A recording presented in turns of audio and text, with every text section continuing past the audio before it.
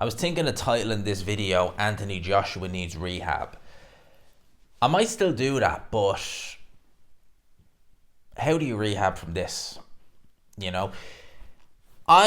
When Anthony Joshua fought and lost to Alexander Usyk, in particular the second time, well, realistically the first time I thought he needed to reassess things. And when I look at his career and how the losses have been managed, or mismanaged is probably a more accurate word, he never had a chance to recover from the Ruiz loss. He was never rehabilitated from that loss. Now, I knew Anthony Joshua could win that rematch because I knew that Joshua had all the tools in the box to beat Ruiz and beat him comprehensively. The question was, would he be able to hold it? And you never really got that question because he fought a very defensive fight. But winning that title, it meant then that he was back in the firing line, really. And he probably would have fought Alexander Usyk a lot earlier had 2020 and the majority of 2021 been normal. So straight away, he's gone from losing on a big stage to not being given a chance to rebuild, straight back in the firing line, and then he goes and fights Usyk less than 2 years later, loses, then loses again.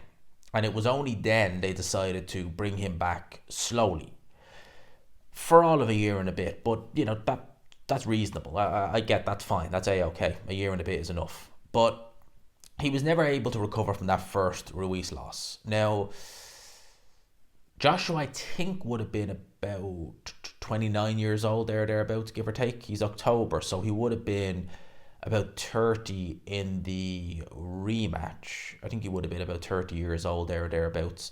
Or thereabouts, I'm not quite sure. I think he's 88 or 89, one or the other. Well, basically, he would have been about 30 when he lost to Ruiz first time. So he would have been about 30 in the rematch. Now, you've plenty of time at that age, especially as a heavyweight, to rehab yourself. And I think that Matchroom, Eddie Hearn, whoever, Anthony Joshua would have had to agree to it as well. I think they missed a trick by not properly rehabilitating him after the Ruiz loss. Because I think that he could have dropped back down a few levels, had fights against the caliber of opponent of, say, a Chris Arreola, someone like that. Get your confidence back up. I think he stayed with Rob McCracken too long. These are all little mistakes that I think he made. And he could have got a new trainer, seen how things worked, and then gradually gone back into it. That would have meant that it's unlikely he would have fought Alexander Usyk in 2021. He could have been fighting God knows who for God knows what. But I think it would have put him in a much better position. That didn't happen. He went straight back in, fought Kubrat Pulev, who he was always going to beat because Pulev was never amazing. Never amazing. I wasn't saying he wasn't that good. He was all right, but he was never amazing. He was never a top heavyweight by no stretch of the imagination. Fights him, then loses twice again to Alexander Usyk. It's only at that point they decide to bring him back carefully. And they give him a messy Jermaine Franklin, who's tricky. Joshua doesn't look good in that fight, but he gets through it. Then they were going to match him against Dillian Whyte, which I thought was a good idea. Because it was a fun fight. It would have been a fun fight, I think, but it would have been a fight where Joshua would have felt confident. I beat this guy before, I'll do it again. He doesn't fight Dillian Whyte. Dillian Whyte, we all know what happens there. And ultimately, he ends up going in there with Robert Helenius, as slow as molasses, 6'7" Helenius. Yes, it was an adjustment, but you still looked at Joshua and thought, he is not ready. Like, he is not ready for these guys. And I said it at the time, I was like, he is not ready. He needs more work. Interestingly, what they do then, they get him in with Otto Wallin, someone who he knows very well from sparring and is comfy with and is handled. Looks good doing it, has Ben Davison in his corner, and you're thinking, I like it. The trajectory is looking good. Who do they put him in there with next? Francis Ngannou. That's like doing the whole rehabilitation in reverse, because he's below Jermaine Franklin in the pecking order, realistically. So Joshua going in there and flattening him in 2 rounds, that's all well and good for show, and I'd say his bank account is still probably laughing for the amount of money he got for that. But what benefit did that give him, realistically? He knocked out an MMA guy, And from then on, you had people saying that Joshua was back, he's going to beat Alexander Usyk, this, that, and the other.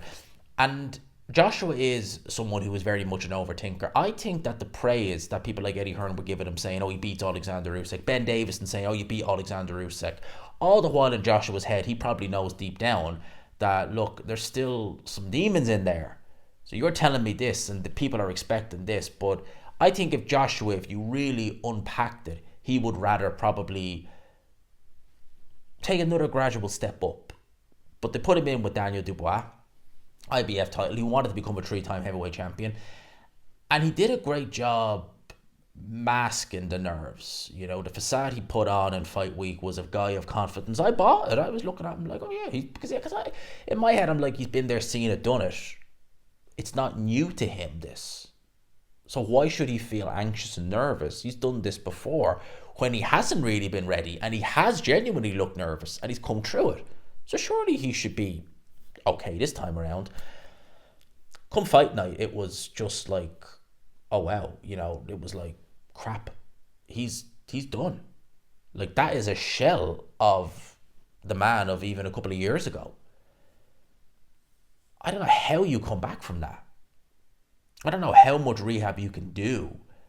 I don't know how you come back from that. And Joshua is a fighting man, but sometimes you have to pick your battles very, very carefully. He's a very prideful man, and as the old saying goes, pride cometh before a fall.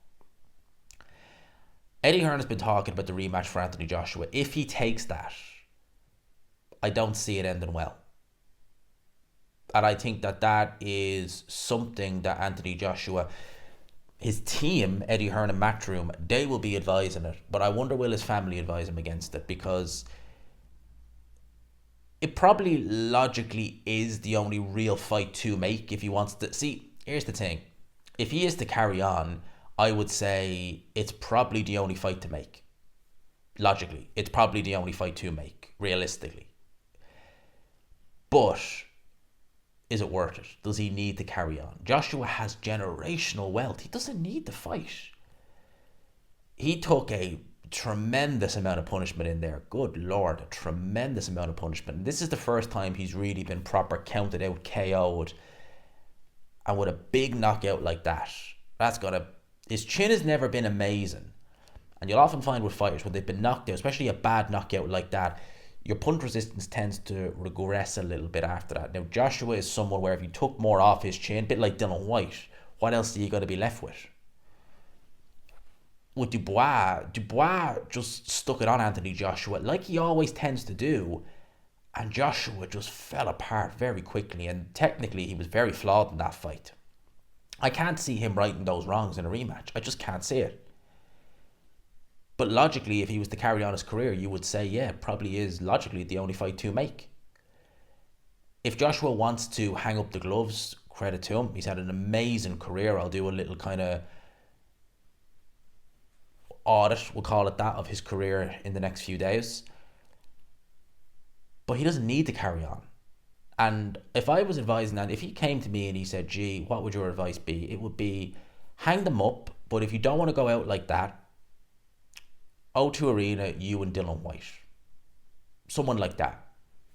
A fight that I would comfortably pick you to win. And a fight that you can go out on your terms against someone who you have history with. And the fans would be interested in that fight. Pride coming before a fall. There's no need for a rematch. It was too comprehensive to warrant a rematch. Way too comprehensive. And you can't rehab what happened. There's no way. At 35 years old, there's just no way. If he did, I will be... Daniel Dubois surprised me. He really did. But I don't see how in God's name Joshua will get through this. I don't see it. I think I'd say, fork in, done. But see what happens. Anthony Joshua needed rehab all along, and he never really got it.